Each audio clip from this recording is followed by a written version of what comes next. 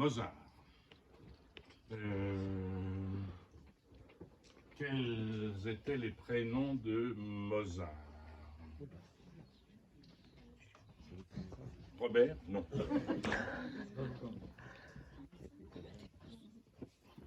Wolfgang, Amadeus, Christolus, et je sais plus le dernier. Ah, très bien, très bien, très bien. Si vous en savez beaucoup plus que tout le monde. On l'appelle souvent Wolfgang Amadeus Mozart. Mais ça, c'est un pseudonyme.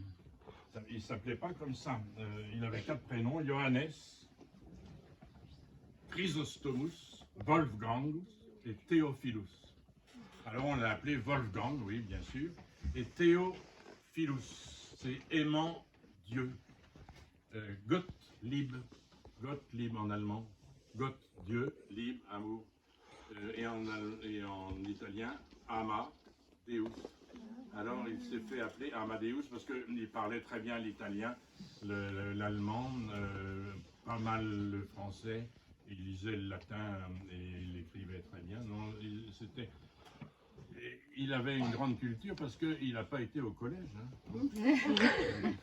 Pardon. Alors, il n'était pas parisien, hein. Il est né dans la Getreidegasse à Salzbourg, mais il a vécu 2 fois à Paris, une fois en 1663. Il est venu à Paris, comme il est né en 56, il avait 7 ans. Il a été ensuite à Londres, à La Haye, et puis il est revenu à Paris en 65. Il a eu beaucoup de succès, hein. 7 ans, il savait tout faire. Il jouait au piano, il jouait du violon, il composait. Donc il a eu un succès extraordinaire. Et puis on est revenu, on est rentré avec son père à Salzbourg. Et puis il a refait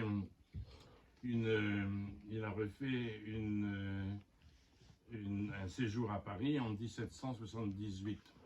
En 1777, il s'arrête à Munich et puis ensuite à Mannheim, où il y avait un orchestre extraordinaire. Mannheim, il y a un orchestre très réputé, et puis là, il tombe amoureux d'Aloysia. Il est très très très amoureux. Hein.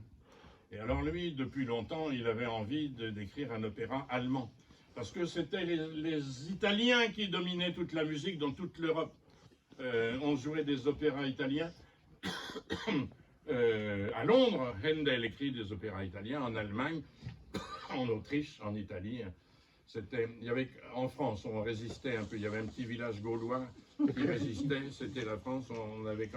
On essayait d'écrire des choses en français, mais c'était les Italiens partout. C'est pour ça que dans la musique, les Italiens dirigeaient tout. C'est pour ça que dans la musique, on emploie des mots italiens. On dit adagio, andante, allegro, rondo, etc. C'était les Italiens au XVIIe et au XVIIIe siècle, c'est les Américains d'aujourd'hui. Et alors, il est très amoureux. Il a envie d'écrire un opéra allemand. Mais là, il écrit à son père, « Cher papa, j'ai rencontré un monsieur qui est copiste et qui est vraiment très très intéressant, ce monsieur. C'est un homme comme vous, il est très pieux, il est très bien.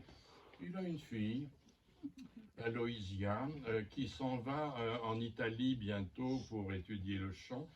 Je pense que plutôt que d'aller à Paris, comme vous me le conseillez, je ferais mieux d'aller en Italie. » Ça, c'est typique, il est amoureux. Hein.